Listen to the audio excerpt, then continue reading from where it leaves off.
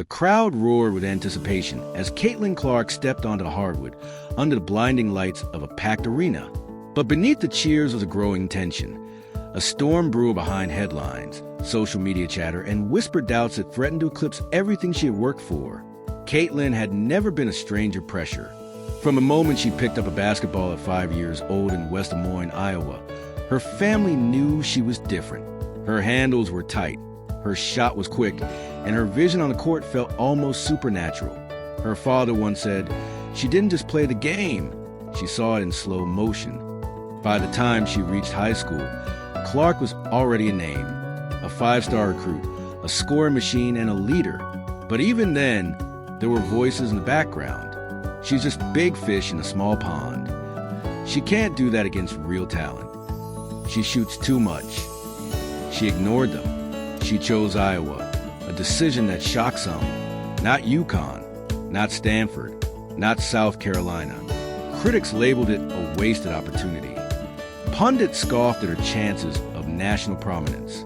But Caitlin saw something no one else did, a chance to build her legacy, not follow someone else's. Her freshman season at Iowa shut a few mouths. She led the nation in scoring. She racked up triple-doubles. Her logo threes became must-watch TV. But with each step forward, the resistance grew louder, not quieter. You don't win championships with flash. Great stats, but can she win under pressure? She's all show, no substance. What hurt most wasn't the fans. It wasn't even the media. It was the doubt from within. Coaches, analysts, and sometimes teammates who couldn't quite grasp her fire. She knew what they were saying. She's too intense, too emotional, too much. Then came the tournament. The NCAA Women's March Madness Tournament was supposed to be her stage, and it was for all the wrong reasons.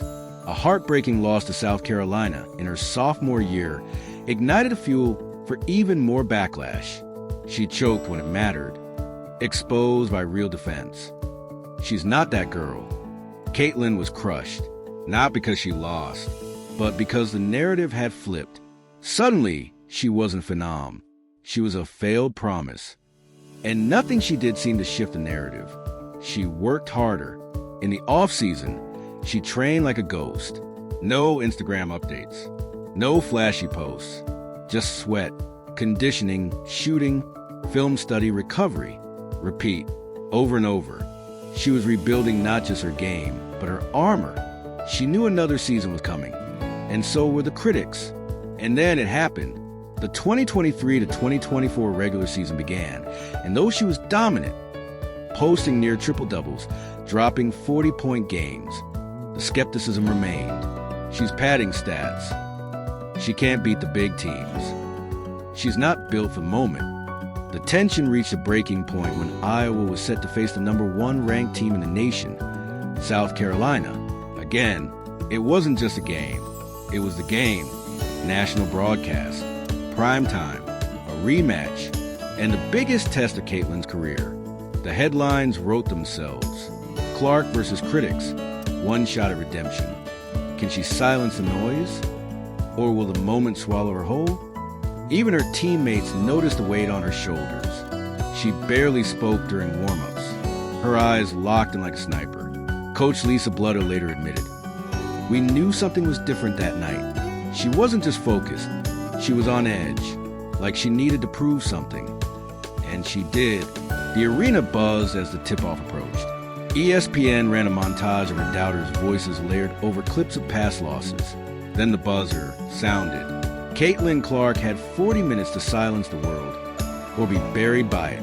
The opening tip was barely airborne before Caitlin Clark snatched control of the ball and of the narrative. From the first possession, it was clear.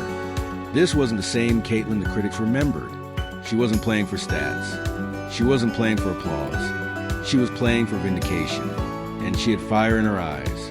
South Carolina's defense swarmed her. Their guard were long, fast, aggressive, just like last time. But this time, she didn't hesitate. The first play, she crossed over the defender, stepped back, 5 feet behind the three-point line, and drained it. Net, no rim. The arena gasped. Commentators couldn't believe it.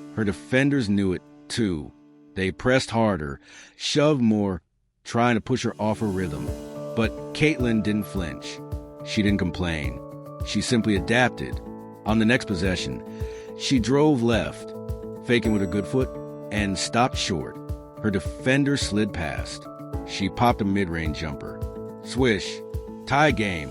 Her teammates looked to her now not just for points, but for belief, and she gave it to them. On the next 2 trips, she didn't shoot at all. Instead, she delivered 2 jaw-dropping assists, a bounce pass through traffic for an N1 layup, then a full-court, one-handed dime for an easy bucket. The crowd was out of their seats.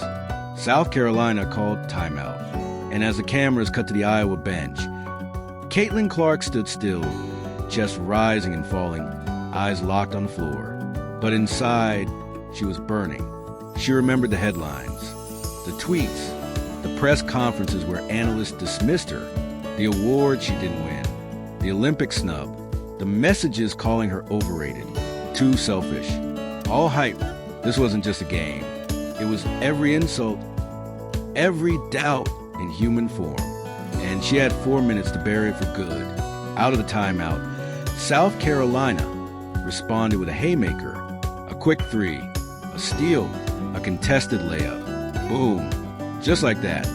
They were up by 5 again. The arena was shaking. And the clock? 2:21 remaining. Caitlin got the inbound pass. She limped up court, the defense swarming. She crossed over, hesitated, drew a foul, but wasn't called. The bench erupted in protest. The referees motioned to play on. For a moment, her composure cracked. She looked at the ref in disbelief. But then she nodded, as if to say, fine, I'll do this the hard way. Next play, she sprinted off a screen, despite the ankle, and caught the ball 5 feet behind the arc. Without hesitation, she rose. Boom! A 3 that scraped the roof before crashing into the net. Nothing but nylon. Now it was a 2-point game. South Carolina answered again. Another tough bucket in the post. Their size was crushing Iowa's interior, but Clark didn't panic. She never looked at the bench for help. She wanted the moment. She lived for it. 1:03 remaining. Caitlin had the ball at the top of the key. The crowd chanted her name like a heartbeat. 1 defender on her. Then 2. She spun through both. Pulled up just inside the arc off balance. Fading left. Splash. The fans lost their minds. Tie game. 40 seconds left. South Carolina called their final timeout. The broadcast camera zoomed in on Caitlin again. This time, she wasn't stoic. She was burning, jaw clenched, eyes fierce. She clapped once, loud and hard, and shouted, "Let's finish this." In the huddle, Coach Bludder said nothing for a few seconds. She just looked at Caitlin. "Whatever happened," she whispered, "you've already made your mark." But Clark shook her head. "No," she said, "not yet." South Carolina ran a perfect play out of the timeout. A screen and roll, a dump down pass, a layup. They were up 2. 19 seconds left. No timeouts. All or nothing. The ball was inbound to Caitlin. She waved off the point guard. She wanted to bring it up herself. This moment was hers. 10 seconds. 8. She crossed half court. 6.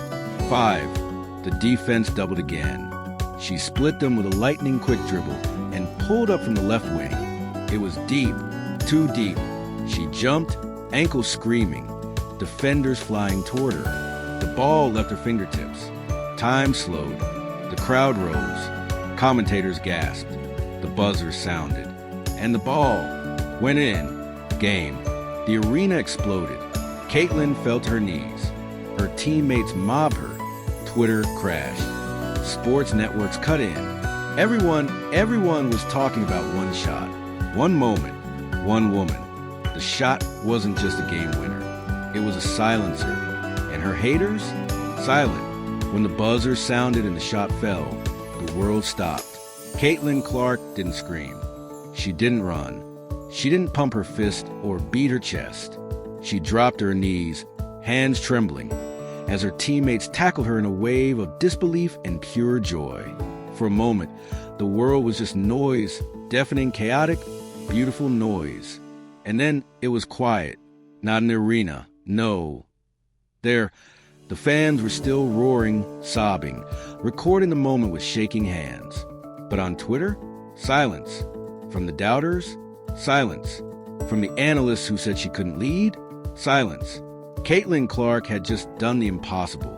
She had beaten the number one team in the nation on a bad ankle, with no timeouts and the weight of the world on her shoulders.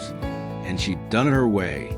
In the post-game interview, she stood at center court, sweat dripping, her voice hoarse, her body clearly in pain. When asked what the win meant, she didn't gloat. She didn't throw shade. She said only, "I just wanted to show what happens when you believe in yourself, even when no one else does." The interviewer blinked. The crowd applauded.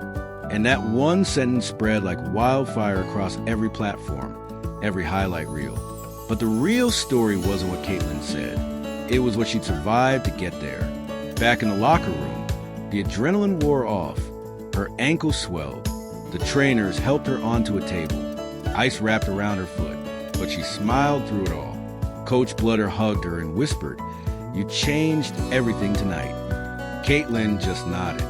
We all did. But deep inside, she knew this moment wasn't just for her teammates, or her school, or even her fans. It was for everybody who said she wasn't enough. Not clutch enough, not team first enough, not good enough. She didn't silence them with speeches. She didn't fight them online. She played, and that was enough. The aftershock, the clip of her game winner, hit 50 million views in 24 hours. The internet couldn't get enough. Sports Center looped it for days. LeBron James tweeted, "Clark different." Even rivals and former critics posted reactions in awe. But the biggest shock? The critics changed their tune. One commentator, who once called her a one-dimensional scorer, posted a full breakdown of her playmaking, her court vision, her resilience. Another said, "This wasn't just a big game. This was a statement game, a legacy game."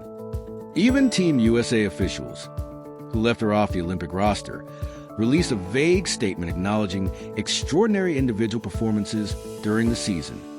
Fans flooded the comments. Say her name. Too late. She should have been on that team.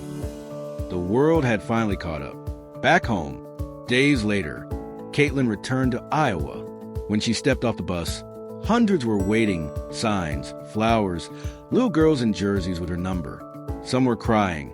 Some just wanted to touch her hand. She spotted one girl off to the side, maybe 9 or 10, holding a sign that read, "They said I was too small, too slow, too quiet. But then I saw you." Caitlin bent down. She gave the girl her practice jersey. And with tears in her eyes, she said, "You're not too anything. You're exactly what you need to be." It wasn't about basketball anymore. Legacy and motion.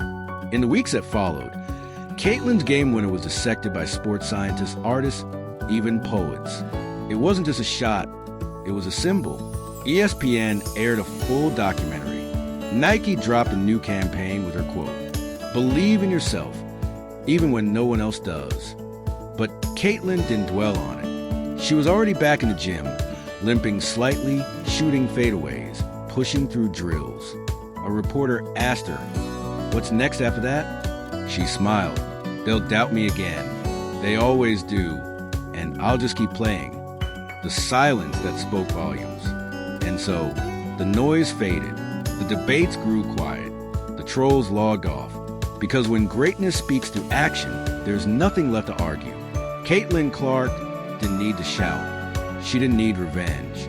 She let the ball fly. And the silence that followed was the sound of every hater swallowing their words.